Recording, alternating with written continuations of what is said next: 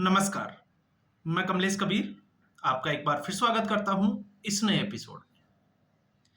आज के इस एपिसोड में हम बात करेंगे प्रधानमंत्री नरेंद्र मोदी की और साथ में हम बात करेंगे विपक्ष की मनोस्थिति की।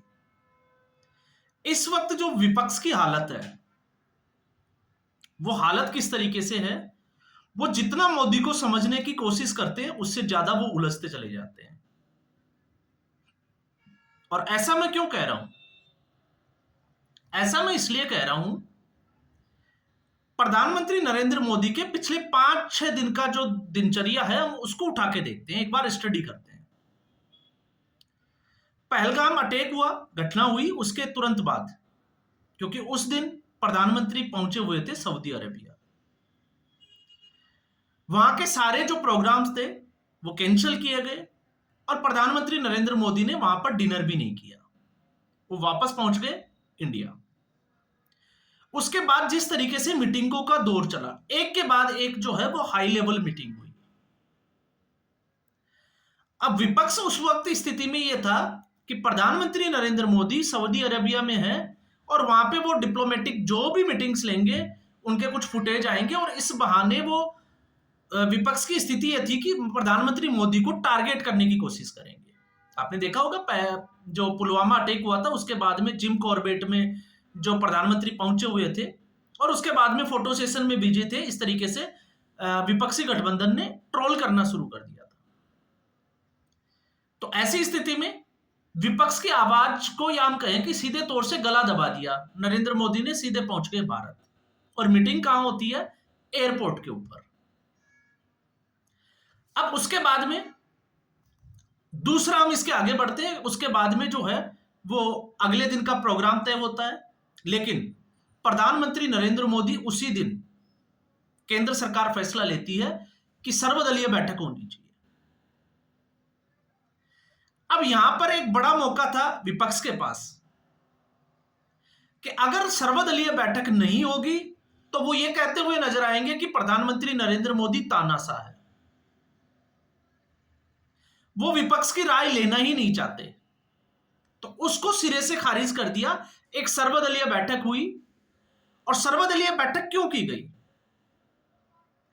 अगर विपक्ष बैठक में नहीं आता तो क्या होता? कुछ नहीं होता। लेकिन पब्लिक को पता चले कि विपक्ष जो है वो क्या चाहता है, क्योंकि प्रधानमंत्री नरेंद्र मोदी को पता था कि विपक्ष जो है वो इस बहाने देश को ही कटघरे में खड़ा करने की कोशिश करेंगे।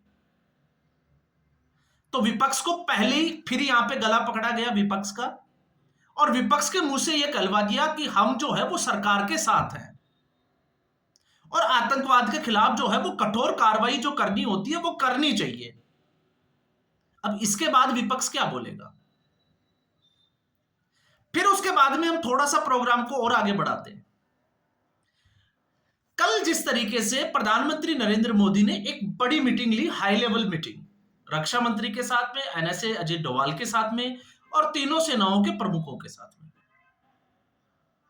और उसके बाद में स्टेटमेंट क्या था? स्टेटमेंट यह था कि आर्मी को जो है वो पूरी छूट दी जाती है, टारगेट वो तय करे, समय वो तय करे क्या करना है, और साथ में यह भी कह दिया कि लक्ष्य बहुत बड़ा है और समय जो है वो बहुत कम है। मतलब एक मैसेज देने की कोशिश की जनता को कि प्रधानमंत्री नरेंद्र मोदी कुछ बड़ा सोच रहे हैं, क्योंकि इस वक्त पब्लिक जो है वो बड़ी सेंसिटिव थी और ये मुद्दा वाकई में जो है वो बड़ा सेंसिटिव था भी।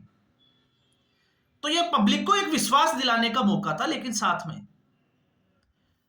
उसके तुरंत बाद एक मीटिंग होती है मोहन भागवत के साथ में।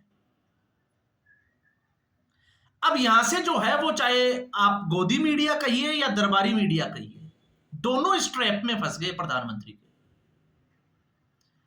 और लगातार जो है वो ये कि मोहन भागवत ने पाकिस्तान पर हमले की हरी झंडी दे दी।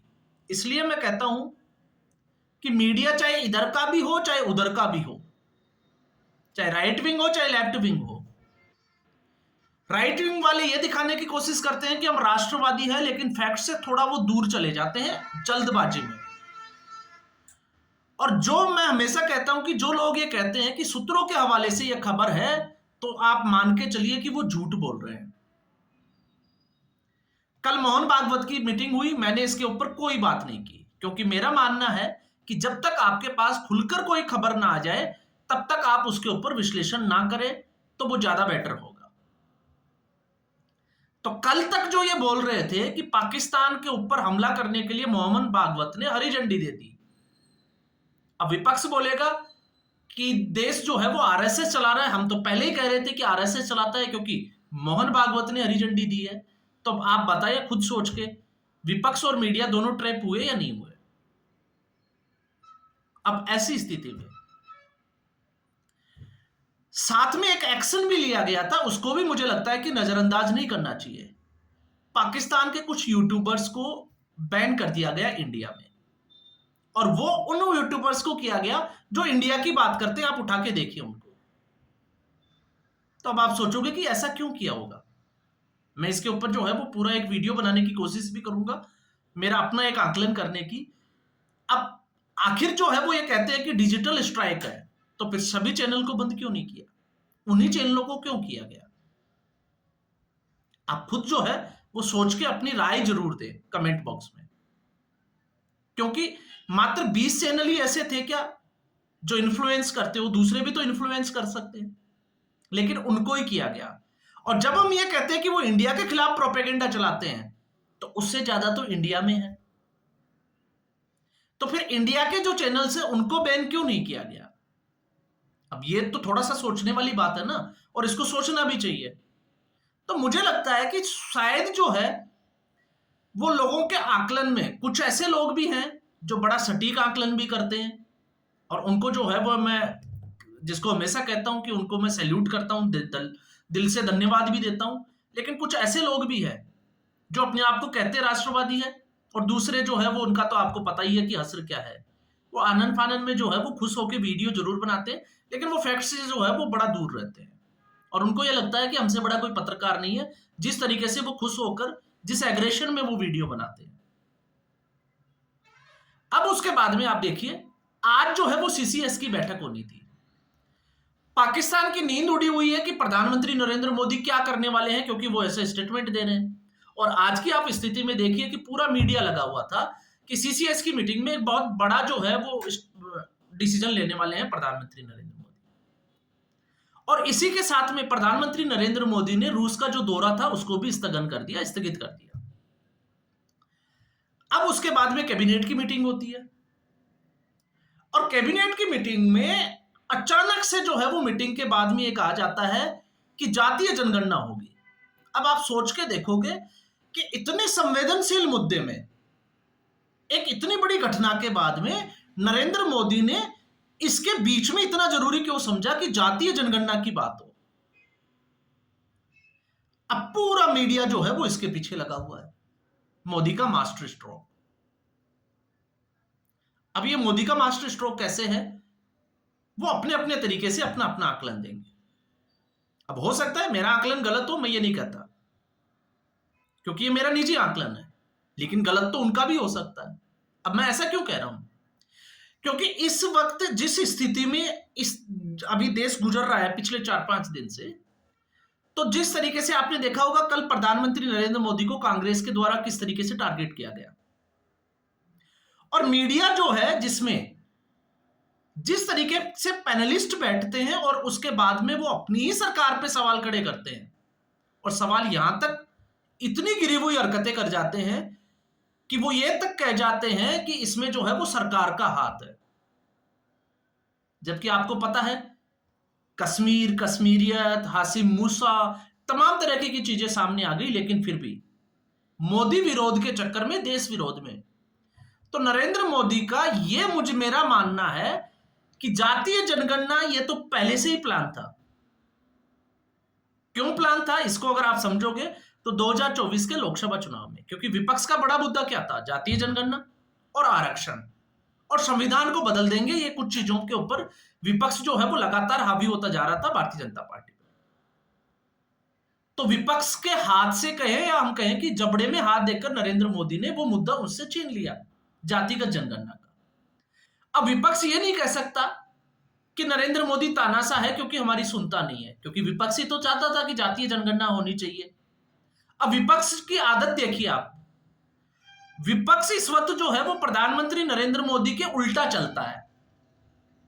और उल्टा किस तरीके से चलता है, जैसे मुस्लिम धर्म की अगर हम बात करते हैं तो आपने देखा होगा कि हम जो है वो दाढ़ी कटाते हैं, मूंछ रखते हैं, तो वो मूंछ कटा के दाढ़ी रखते हैं। हम जो है वो पजामे को नीचे से ऊपर उठाते हैं, वो ऊपर से आपने देखा होगा उलटते हैं। हम हाथ धोते हैं नीचे की तरफ, वो ऊपर की तरफ, यही मुंह में होता है। तो कुछ आपने देखा होगा तवा उल्टा रखना, वो मतलब हम पूरब की तरफ जो है वो मंदिर वगैरह का वो करते हैं, तो वो मस्जिद का आपने देखा होगा पश्चिम की तरफ उनका नमाज पढ़ने का, उस दिशा की तरफ। तो ये उल्टा सा एक सिस्टम बना रखा। तो विपक्ष ने भी यही कसम खा रखी है कि हमने मोदी के उलट चलना है। अब आप सोच के देखिए, अगर विपक्ष जातीय जनगणना का मुद्दा नहीं उठाता तो नरेंद्र मोदी अगर ये मुद्दा उठाते तो फिर एक आरोप लगता कि नरेंद्र मोदी जातियों में, पहले धर्म के आधार पर राजनीति कर रहे थे, अब जातियों में बांटना चाहते हैं। हमारी सुनते नहीं है। अब विपक्ष पिछले 2 साल से चिल्ला रहा है जातिगत जनगणना हम कराएंगे कराएंगे, और कांग्रेस पार्टी को एक्सपोज कर दिया, क्योंकि 3 राज्यों में कांग्रेस की सरकार है, वहां क्यों नहीं करवाई।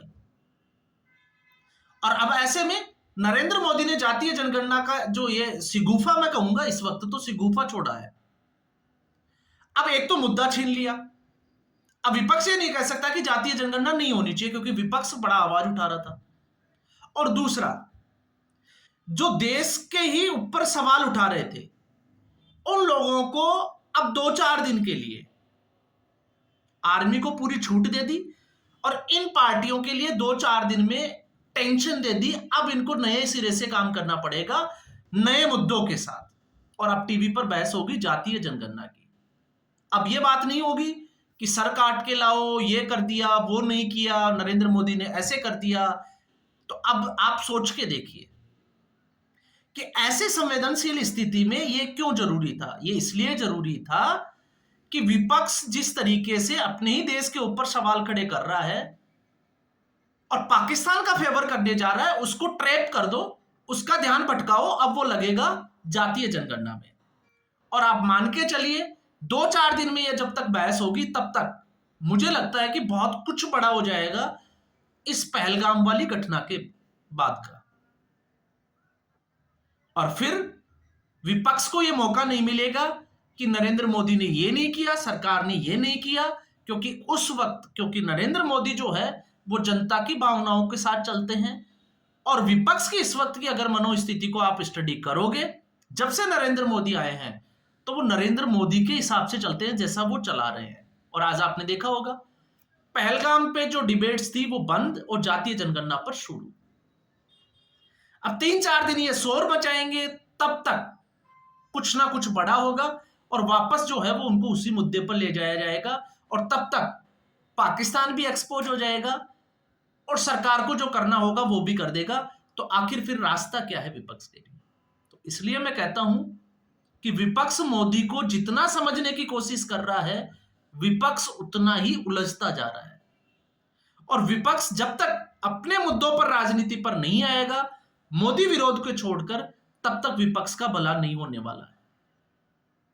और आप देख लीजिएगा, कल और परसों में ज्यादा तो बड़ी बात नहीं करता, क्योंकि इस आंकलन में मैं राजनीतिक जो विश्लेषक बैठे हुए हैं 60 साल 70 साल के, जिन्होंने पूरी जिंदगी खपा दी, जो एक तरफा बात करते हैं, मैं उस उम्र का तो नहीं हूं, लेकिन मेरा मानना है, जो मैं सोच पा रहा हूं, कि विपक्ष जो है वो इसी के आसपास घूम रहा है।